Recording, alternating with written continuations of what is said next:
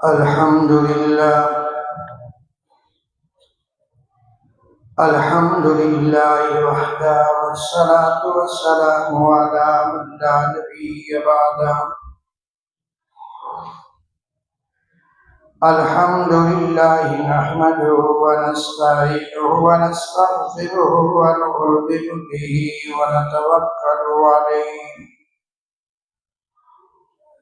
ونعوذ بالله من شرور أنفسنا ومن سيئات أعمالنا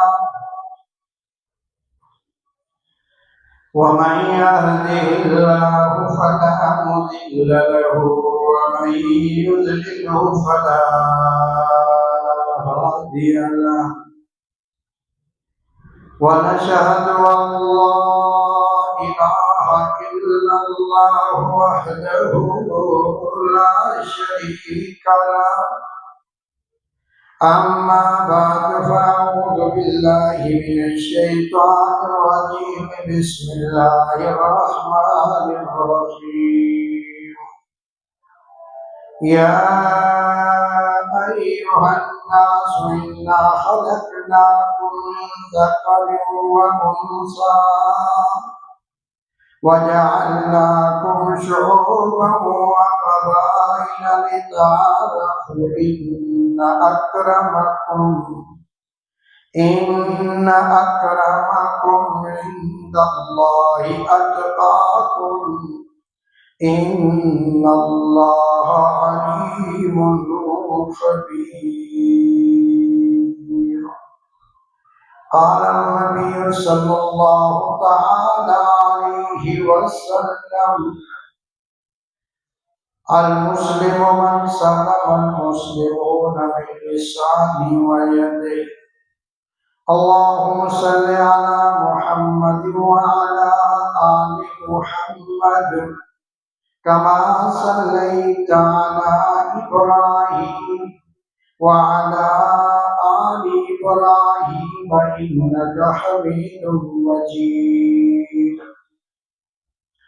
اللهم بارك على محمد وعلى آل محمد كما باركت على إبراهيم وعلى آل إبراهيم إنك حميد مجيد. میرے نہایت واجب الاحترام بزرگوں، میں نے آپ کے سامنے سورۃ حجرات کی آیت کریمہ تلاوت فرمائی ہے، اور آپ کو معلوم ہے کہ جمعہ کا وقت انتہائی قلیل اور مختصر ہوتا ہے، تو چند ایک باتیں ضروری عرض کرنی ہے. اور آج کی جو تلاوت کردہ آیت ہے، اس کے اندر اللہ رب العزت نے پوری انسانیت کا ایک منشور بیان فرمایا ہے، اور وہ منشور بڑا عجیب انداز میں بیان کیا گیا، اور اس منشور کو سمجھنا، اس پر غور کرنا، یہ مسلمان کے لیے ضروری ہے. اس لیے اللہ رب العزت نے انسان کو اشرف المخلوقات پیدا فرمایا ہے، اور اس کے زندگی کے گزرنے کے اوقات بھی اللہ ہی نے وضع کیے ہیں کہ آپ نے اپنی زندگی میں وقت کیسے گزارنا ہے، آپ نے بیٹھنا کیسے، چلنا کیسے، بولنا کیسے، اخلاق کیسے رکھنے ہیں، رشتہ داروں کے ساتھ سلوک، پڑوسیوں کے ساتھ سلوک، ماں باپ کے ساتھ سلوک، اولاد کے ساتھ سلوک، میاں بیوی کے تعلق، یہ جتنا بھی ہے یہ سارا کا سارا ہمارا دین اور ہمارا اسلام ہے. ہمارے محبوب پیغمبر محمد رسول اللہ صلی اللہ علیہ وسلم بہترین اسوہ اور بہترین نمونہ ہے، اور بہترین زندگی چھوڑ کر گئے ہیں، اور ہمیں آگاہ کر گئے ہیں کہ آپ نے اس کے مطابق اس طرح کی زندگی گزارنی ہے. اللہ رب العزت فرماتا ہے: یا ایھا الناس، اے لوگوں، یعنی پوری نسل انسانیت کا خطاب کیا گیا۔ قرآن مجید کا جو اسلوب ہے وہ اگر ایمان والوں کو پکارتا ہے تو کہتے ہیں یا ایھا الذین آمنوا، اگر کافروں کو پکارتا ہے تو کہتے ہیں قل یا ایھا الکافرون، اگر منافقوں کو پکارتا ہے کہ ان الذین آمنوا، یعنی کہ ان میں سے بعض لوگ ایمان کا دعویٰ کرنے والے۔ تو قرآن مجید کا جو اسلوب ہے وہ ہر ایک کو اپنے اپنے انداز میں پکارتا ہے، لیکن جب اجتماعی بیان ہوتا ہے جس کے اندر کافر، مومن، منافق، مشرک، بدعت سارے کو ساروں کو یکجا کیا جاتا ہے، ایک جگہ جمع کیا جاتا ہے، تو پھر ناس کا لفظ لایا جاتا ہے، یعنی یا ایھا الناس، جس طرح قرآن مجید میں سورۃ بقرہ کے آغاز میں اللہ فرماتے ہیں یا ایھا الناس اعبدوا ربکم الذی، اے لوگوں عبادت کرو اپنے رب کی، خالقکم، جس نے تمہیں پیدا کیا۔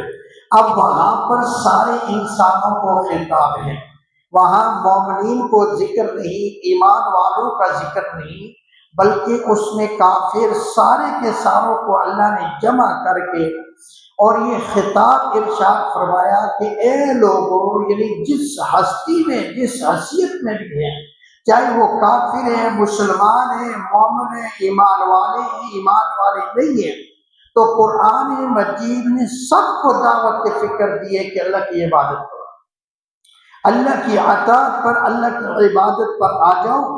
خلقکم، اس لیے کہ اس نے تمہیں پیدا کیا ہے، اس نے تمہارے ساتھ احسان والا معاملہ فرمایا ہے۔ تو اسی طرح یہاں پر بھی اللہ رب العزت نے ایک منشور بیان فرمایا ہے، اور وہ منشور یہ ہے یا ایھا الناس انا خلقناکم من ذکر و انثی، اے لوگوں میں نے تمہیں پیدا کیا ایک مرد اور ایک عورت سے۔ اللہ فرماتے ہیں تمہاری تخلیق ایک مرد اور ایک عورت کے ذریعے سے ہوئی۔ آدم علیہ السلام تمہارے باپ ہیں، اماں حوا علیہ السلام تمہاری والدہ ہیں۔ اللہ رب العزت فرماتا ہے تمہیں ایک مرد اور ایک عورت سے پیدا کیا گیا، لیکن یا اللہ تمہیں ایک مرد اور ایک عورت سے پیدا کیا تو پھر خاندان کیوں بنا دیے، قبیلے کیوں بنا دیے، ذاتیں کیوں بنا دیے؟ یا اللہ تو نے شکلیں مختلف، صورتیں مختلف بنا دی۔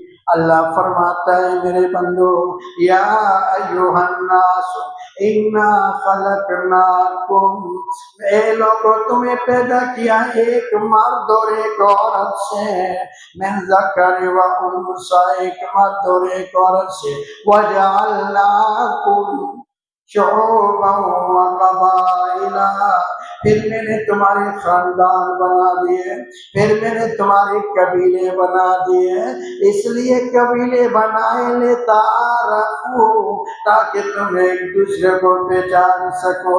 اگر اللہ قبیلے نہ بناتا، اگر اللہ صورتوں کو مختلف نہ بناتا تو پہچان کرنا مشکل بن جاتی، اس لیے انسان پہچان نہ سکتا، کوئی کسی کو نہ پہچانتا، یہ قبیلہ ختم ہے، اس لیے کہ قبائل نے آ کر ایک دوسرے کی پہچان کو باقی رکھا ہے، نسلوں نے آ کر ایک دوسرے کی پہچان کو باقی رکھا، ذاتوں نے آ کر ایک دوسرے کی پہچان کو باقی رکھا ہے۔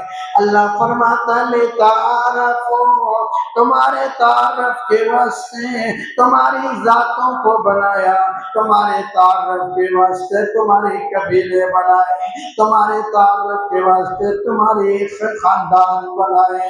اللہ فرماتے ہیں تاکہ تم ایک دوسرے کو اچھے انداز میں پہچان سکو، خوبصورتی کے ساتھ پہچان سکو۔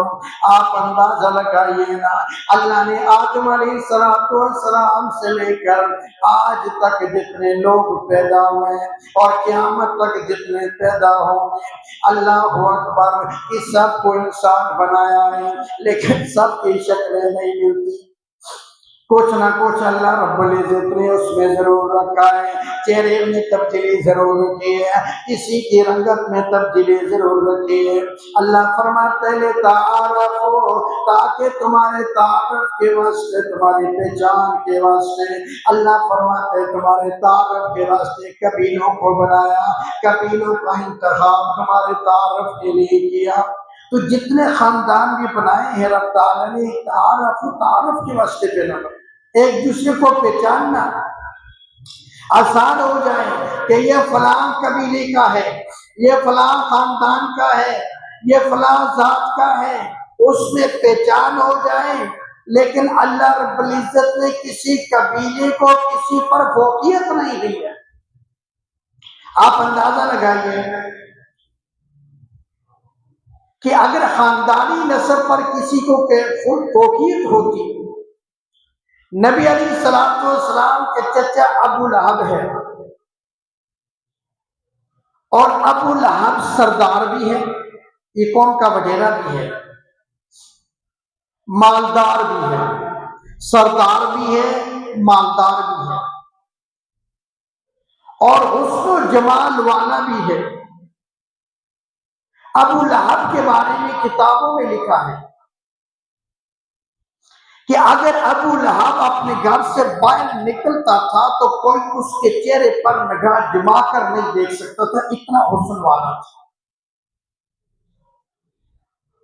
یعنی اللہ رب العزت نے ابو لہب کو حسن بھی دیا، سرداری بھی دی، مال بھی دیا، اور رشتے میں بھی خونی رشتہ محمد رسول اللہ صلی اللہ علیہ وسلم، حقیقی چچا۔ لیکن رب تعالیٰ نے رشتوں کو، ناتوں کو ایک طرف کر کے، ابو لہب کی سرداری کو ایک طرف کر کے، ابو لہب کی مالداری کو ایک طرف کر کے، ابو لہب کے حسن و جمال کو ایک طرف کر کے، اللہ رب العزت کے قرآن نے اس پر لعنت بھیجی۔ تبت یدا ابی لہب وتب، ہاتھ ٹوٹ جائے ابو لہب کے، لعنت ہو ابو لہب پر۔ اب قیامت کی صبح تک قرآن مجید مسلمان پڑھتے رہیں گے، علماء پڑھتے رہیں گے، قراء حضرات پڑھتے رہیں گے، بچیاں پڑھتی رہیں گی، عورتیں قرآن پڑھتی رہیں گی، بچے قرآن پڑھتے رہیں گے، ابو لہب پر لعنت بھیجتے رہیں گے۔ رشتے میں پیغمبر صلی اللہ علیہ وسلم کا چچا ہے، قرآن مجید نے لعنت بھیجی ہے،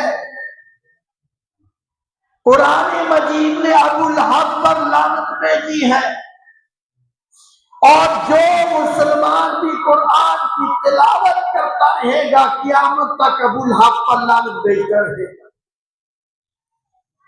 حالانکہ رشتے میں پیغمبر کا چچا ہے، حسن والا بھی ہے، جمال والا بھی ہے، اور سردار بھی ہے، قوم کا وڈیرا ہے، سردار ہے، اور پھر مالدار بھی ہے، رشتے میں پیغمبر کا چچا بھی ہے، لیکن قرآن اس پر لعنت بھیج رہا ہے۔ اور یہ واضح ہو گیا کہ رب اللہ تعالیٰ کسی کو ذاتوں سے نہیں پرکھتا، اللہ تمہاری صورتوں کو نہیں دیکھتا، اللہ تمہارے مالوں کو نہیں دیکھتا، اللہ تمہاری سرداریوں کو نہیں دیکھتا، اللہ دل کے ایمان کو دیکھتا ہے۔ اور اس کی جگہ پر حبشے سے آنے والا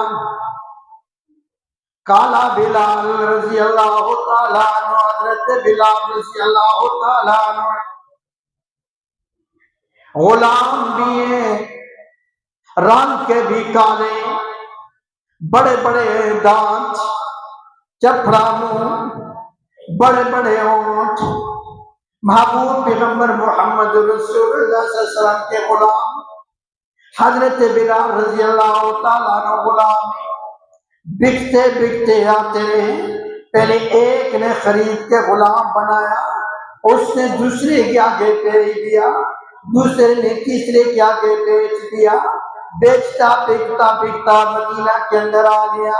حضرت بلال حبشی حبشہ سے چلے ہیں، کوئی خاندان نہیں، کوئی وجاہت نہیں، کوئی سرداری نہیں، کوئی مالداری نہیں، کوئی رنگ و حسن و جمال نہیں، لیکن میرے پیغمبر کا صحابی حضرت بلال رضی اللہ تعالیٰ عنہ کالے رنگ کے ہیں۔ نبی علیہ السلام پوچھتے ہیں، اے بلال کون سا عمل کرتا ہے تو؟ اے میرے بلال، لبیک یا رسول اللہ، یا رسول اللہ صلی اللہ علیہ وسلم میں حاضر ہوں، لبیک۔ اے میرے بلال تو کون سا عمل کرتا ہے جو اللہ نے تیرے عمل کو اتنا پسند کر لیا کہ میں خواب میں سویا ہوا تھا، میں نے خواب میں دیکھا کہ تو جنت کے اندر چل رہا ہے، جنت کی سیر کر رہا ہے۔ حضرت بلال رضی اللہ تعالیٰ عنہ فرماتے ہیں، یا رسول اللہ صلی اللہ علیہ وسلم میں کوئی ایسا عمل تو نہیں کرتا، نماز پڑھتا ہوں، ذکر کرتا ہوں، لیکن یا رسول اللہ صلی اللہ علیہ وسلم ایک عمل میں ضرور کرتا ہوں۔ جب سے میں بالغ ہوا ہوں، جب سے میں نے اسلام قبول کر لیا، ایمان سے اسلام میں آیا ہوں، جس دن سے میں نے ایمان قبول کیا، ایمان والا بنا ہوں، اس دن سے لے کر آج تک میں نے اللہ سے وعدہ کیا ہوا ہے میں عمل ضرور کرتا ہوں۔ جب بھی میرا وضو ٹوٹ جاتا ہے میں وضو دوبارہ کر لیتا ہوں اور دوبارہ وضو کر کے تحیۃ الوضو 2 رکعت نماز نفل ضرور پڑھتا ہوں۔ یا رسول اللہ صلی اللہ علیہ وسلم میری زندگی کا یہ معمول ہے، ایسا کبھی نہیں ہوا اور انشاءاللہ آئندہ بھی نہیں ہوگا۔ یا رسول اللہ صلی اللہ علیہ وسلم کہ میں نے وضو کیا اور تحیۃ الوضو کے 2 نوافل نہ پڑھے ہوں، میں نے اپنی زندگی کا حصول بنا لیا ہے۔ جب بھی میں وضو کرتا ہوں اور وضو کرنے کے بعد تحیۃ الوضو کے 2 نوافل ضرور پڑھتا ہوں۔ رسول اللہ صلی اللہ علیہ وسلم نے حضرت بلال کی آواز اور یہ بات سنی اور نبی علیہ السلام نے فرمایا، اے بلال مبارک ہو، اللہ نے یہی تیرا عمل قبول کیا ہے، تو مکہ کی گلیوں میں چلتا ہے، تیرے جوتوں کی آٹھ جنت میں آتی ہے، تیرے چلنے کی آواز جنت میں آتی ہے۔ اے بلال میں معراج پر گیا اور مجھ سے پہلے چلنے کی کسی کی آواز آ رہی تھی، میں نے جبرائیل سے پوچھا، ہے جبرائیل مجھ سے پہلے جنت میں کون پہنچ گیا؟ میں تو ابھی جنت میں داخل ہوا ہوں، مجھ سے پہلے کسی کے چلنے کے جوتوں کی آٹھ کی آواز آتی ہے۔ جبرائیل نے فرمایا، یا رسول اللہ صلی اللہ علیہ وسلم آپ کا حبشے کا کالا بلال ہے، مکہ کی گلیوں میں چلتا ہے، جوتوں کی آٹھ کی آواز جنت میں سنائی دیتی ہے۔ اللہ نے یہ مقام حضرت بلال کو دے دیا۔ ادھر نبی کا چچا ہے نا، سردار بھی ہے نا، نبی کا خونی رشتہ بھی ہے نا، مالدار بھی ہے نا، حسن و جمال والا بھی ہے نا، خاندان والا بھی ہے نا، وجاہت والا بھی ہے نا، اونچے گرانے والا بھی ہے نا، لیکن قرآن لعنت کر رہا ہے ادھر بلال موجود ہے نا، کوئی خاندان نہیں ہے نا، کوئی وجاہت نہیں ہے نا، کوئی عزت والا خاندان بڑا خاندان نہیں ہے۔ حضرت بلال رضی اللہ تعالیٰ کی حیثیت غلام جیسی ہے، غلام ہے، غریب ہے، ایک وقت کا کھاتے ہیں، 3 وقت میں نہیں ملتا ہے، 4 دن فاقہ کاٹ رہے ہیں۔ حضرت بلال رضی اللہ تعالیٰ کا غلام ظلم کر رہا ہے، بلال سے رہا ہے، زیادتی کر رہا ہے، بلال سے رہا ہے، لیکن میرے اللہ نے مقام کیسا بخشا ہے، زمین پر چلتا ہے، جوتوں کی آہٹ جنت میں آ رہی ہے، آواز جنت میں آ رہی ہے۔ یہی وجہ ہے نبی علیہ السلام فرماتے ہیں، بلال میرا وہ ساتھی ہے، بلال میرا وہ صحابی ہے، بلال میرا وہ یار ہے جو مجھ سے پہلے جنت میں جائے گا۔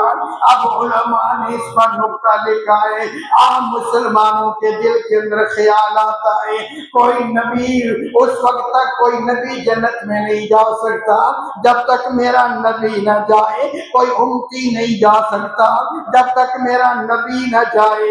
لیکن نبی علیہ السلام فرماتے بلال مجھ سے پہلے جنت میں جائے گا، آگے آگے بلال جائے گا، پیچھے پیچھے میں جاؤں گا۔ اس کی وجہ کیا بنی ہے؟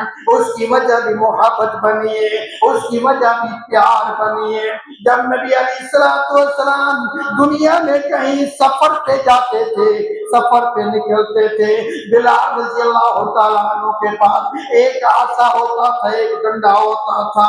حضرت بلال رضی اللہ تعالیٰ عنہ کی زندگی کا یہ معمول تھا، جب نبی علیہ السلام کہیں بھی سفر پہ جانے کا ارادہ کرتے، جب اپنے حجرے مبارک سے نبی صلی اللہ علیہ وسلم باہر نکلتے تھے تو حضرت بلال رضی اللہ تعالیٰ عنہ وہ ڈنڈا لے کر آگے آگے چلتے تھے، نبی علیہ السلام پیچھے پیچھے جاتے تھے۔ وہ ڈنڈا ہاتھ میں اس لیے ہوتا تھا اگر کوئی کانٹے دار جھاڑی آگے آتی، پیغمبر کا راستہ صاف کر دیتے تھے اس ڈنڈے کے ذریعے سے، اور آگے آگے چلتے تھے۔ بلال کہتے تھے آگے میں اس لیے چلتا ہوں اگر آگے سے دشمن کوئی وار کر دے تو بلال کی چھاتی حاضر ہے، میرا محبوب بچ جائے گا، اس لیے آگے سے دشمن کے حملے کی وجہ سے میں آگے آگے چلتا ہوں۔ نبی علیہ السلام سے آگے آگے چلا کرتے تھے، ہاتھ میں ڈنڈا ہوتا تھا، اگر کوئی نوکیلا پتھر راستے میں پڑا ہوتا تھا اس ڈنڈے کے ذریعے سے سائڈ پہ کر دیتے تھے، اگر کوئی جھاڑی وغیرہ کوئی اور چیز راستے میں ہوتی اس ڈنڈے کے ذریعے سے سائڈ پہ کر دیتے تھے۔ نبی علیہ السلام کے آنے کے لیے راستہ صاف کرتے جاتے تھے، اور آگے سے یہ خطرہ ہوتا تھا کوئی آگے سے حملہ نہ کر دے، میرے محبوب کی ذات پر حملہ نہ کر دے، اس لیے بلال آگے آگے چلتے تھے۔ تو اللہ رب العزت نے یہ ادا اتنی پسند فرمائی اور فرمایا میرے کالی کملی والے میرے محبوب، جب قیامت کا دن آئے گا نا، محشر کا میدان برپا ہوگا نا، تیری سواری کو لایا جائے گا، نبی علیہ السلام کی سواری کو لایا جائے گا، جنت سے سواری کو لایا جائے گا، جس سواری پر نبی علیہ السلام کو بٹھا کر جنت میں لے جایا جائے گا۔ نبی علیہ السلام فرماتے ہیں جب میری سواری کو لایا جائے گا اور مجھے سواری پہ سوار کیا جائے گا، جنت میں لے جانے کے لیے چلایا جائے گا، اور میری سواری کی نکیل رسی حضرت بلال کے ہاتھ میں ہوگی، حضرت بلال کے ہاتھ میں ہوگی۔ رنگ کا تو کالا ہے نا، بڑے بڑے دانت ہے نا، موٹے موٹے ہونٹ ہے نا، لیکن میرے اللہ نے مقام کتنا اونچا دے دیا، میرے اللہ نے مقام کتنا اعلیٰ بنا دیا، میرے اللہ نے عزت کتنی اعلیٰ بنا دی۔ فرمایا کہ محمد صلی اللہ علیہ وسلم تو جس سواری پہ سوار ہوگا نا، نبی علیہ السلام فرماتے ہیں مجھے جس سواری پر سوار کیا جائے گا جنت کے لیے چلانے کے لیے، اس سواری کی نکیل حضرت بلال کے ہاتھ میں ہوگی، آگے آگے بلال رضی اللہ تعالیٰ اس سواری کی نکیل پکڑ کے چلیں گے اور میں سواری پہ جنت میں نہ، تو بلال پھر بھی آگے آگے۔ اللہ نے یہ ادا اتنی پسند فرمائی کہ وہاں پر بھی حضرت بلال رضی اللہ تعالیٰ عنہ کو آگے رکھ دیا، آگے کر دیا گیا۔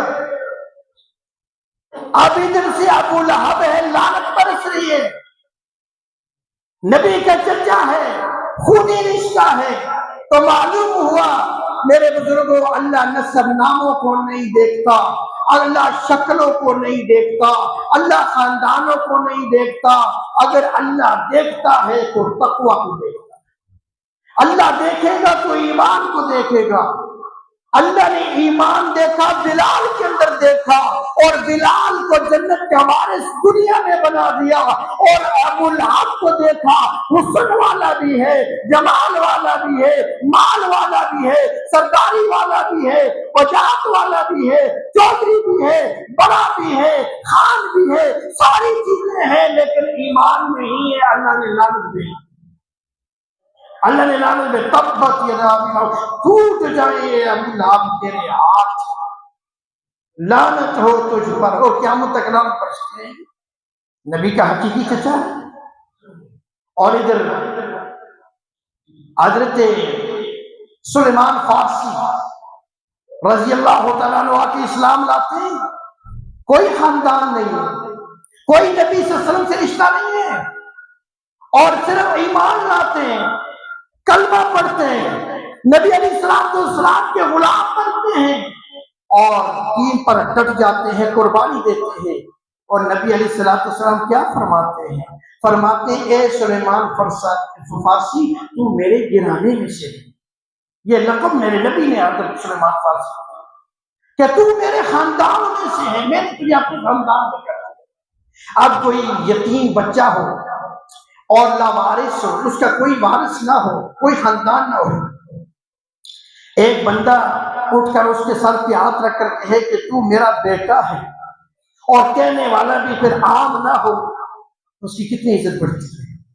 سلیمان فارسی رضی اللہ تعالیٰ عنہ کو میرے نبی نے فرمایا کہ تو میرے گھرانوں میں سے، تو میرے گھرانے میں سے. یہ عزت کیوں دی؟ اپنے چچا کو نکال دیا،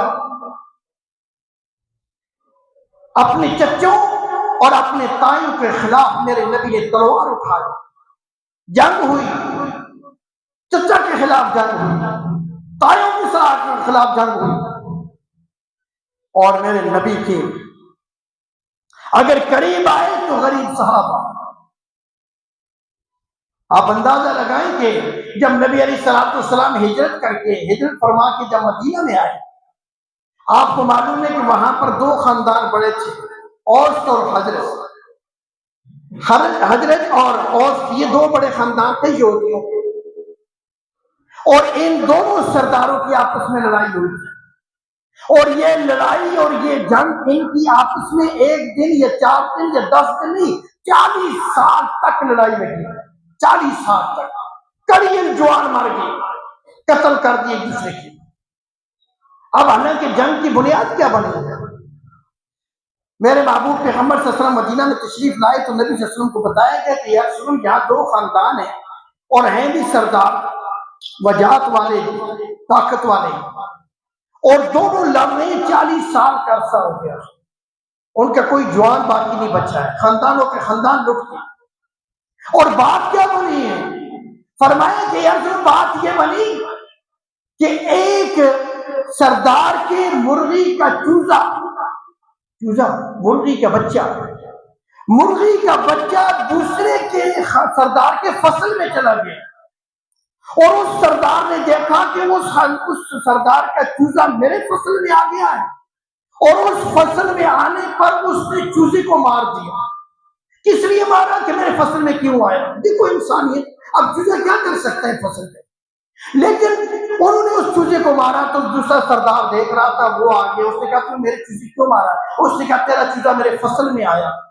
اب ان کی آپس میں تلخ کلامی ہوئی، سرداروں کے ان کے بیٹے آ گئے، ادھر سے اس کا بیٹا، اس کا بیٹا گریبان پکڑ لیے کہ بھائی تم نے گریبان کیوں پکڑا؟ اس نے کہا تو نہیں، گریبان سے پھر تلوار تک آ گئی نوبت، اور تلوار سے پھر تلوار چلتی رہی، اور 40 سال تک ایک چیزیں کے پیچھے جنگ ہوئی.